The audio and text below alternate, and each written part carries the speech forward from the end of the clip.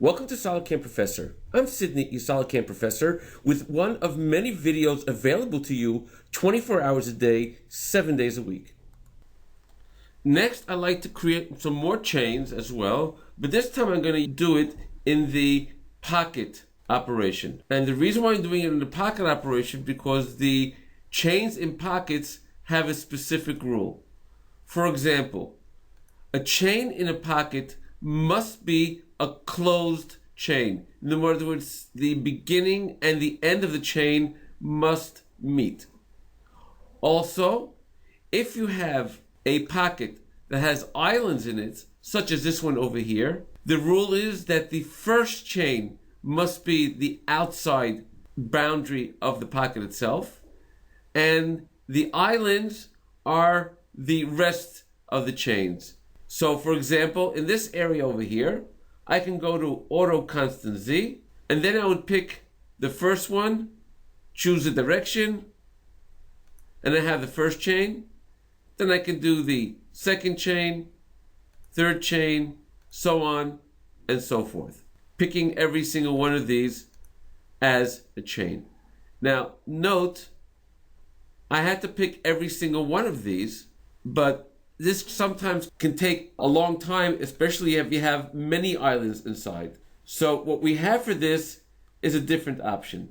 Now, instead of choosing the automatic option, we have what we call multi-chains. Multi-chains allows me to choose several chains in one click.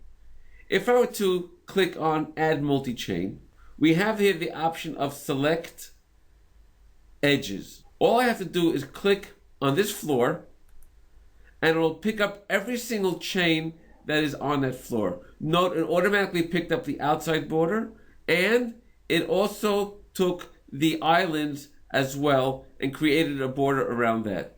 If I were to accept that, you'll note that the first chain is automatically the outside chain. The islands themselves are the inside boundaries themselves. Now, when creating a chain for a pocket, also it should be noted that the tool will always work within that boundary. Now I'd like to actually create two chains for this area over here. But note that this area over here is an open boundary. In other words, I want to actually be able to go in from the outside. So I'll go into multi-chains, and if I were to just click on this, it'll give me those two chains over there. Now I can accept this and just go to chain number 7 as shown over here. If I were to go to chain number 7, right click on it, I can say mark chain as open. This will allow the tool actually to go past that boundary itself when working on the pocket. And actually what kind of control we have, we'll show you that when we talk about our pocket operations themselves. Now, another way to create this with the open pocket is simple. And again, I'll go into multi-chain. This time, I'll choose the option of faces. If I choose the option of faces, we have a filter that opens up, loop filters. Now, loop filters allows me to choose external loops, internal loops, or both of them. So this is an external loop and this is an internal loop. And I can also say over here, mark all edges of the loop as open. If I were to click on that and then click on this surface, note the outside edge is automatically open as shown over here. Now going back to my multi-chain again, this option of faces with the loop filters is also good in this area over here as well. For example, if I were to click on this face right now, it'll choose the outside border, but it'll also choose the holes. The holes is something I do not want at this point. So all I have to do in this particular case is just take off the check mark from internal loops, and it'll only do the external loop. If I were to click on this face now and accept it, note it'll only choose the outside loop as my chain, leaving the holes alone and without creating any kind of loop around that as well. Now, another option that we have in multi-chain is the option of CAD selection. CAD selection allows me to choose a chain that was created actually from a sketch inside SolidWorks itself. For example, if I were to click on CAD selection, I can open up my SolidWorks manager shown here on the side, and I can go and click on a specific chain. For example, I can click on this chain over here, or open up any other option that I want, such as this one over here, and choose the sketch. Now when I click resume, I've actually created a chain from that sketch itself, and it goes into this list of chains. So I can do that from SolidWorks itself, from the actual manager of SolidWorks as shown over here.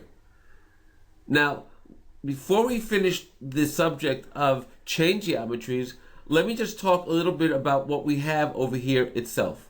If I were to right click on any one of these, say the first one over here, I can always replace it, and when I click on replace, it'll just gray out and allow me to instead to create another chain instead of the one that I have over here. Another option we have over here is insert, to insert a chain in between the next chain. Edit, making an edit on the chain that we've created. I can also reverse direction. For example, if I have chain number 4 as shown over here and it has a specific direction, I can just right click on it and just reverse the direction as shown over here. We also have rename option over here to give the chain a specific name, set whether to go clockwise or counterclockwise, and we even have an option for marking open edges. For marking open edges, let me, for example, take this chain going over here. I'm going to create a chain from here going around auto constant Z. Now, if I'm using a pocket operation, this is not necessarily good because I want to be able to actually go in from the outside over here. So I'm allowed to mark this edge as an open area. All I have to do over here is right click on the chain, mark open edge, and I just click on this element itself, accept it, and this chain is now open on that edge. And you can see it's actually now under a different color as opposed to the rest of the chain. For more videos on SolidCAM Professor, please go to our website, www.solidcam.com, and look for the tab called SolidCAM Professor. Thank you for joining us on SolidCAM Professor. Take care and have a nice day.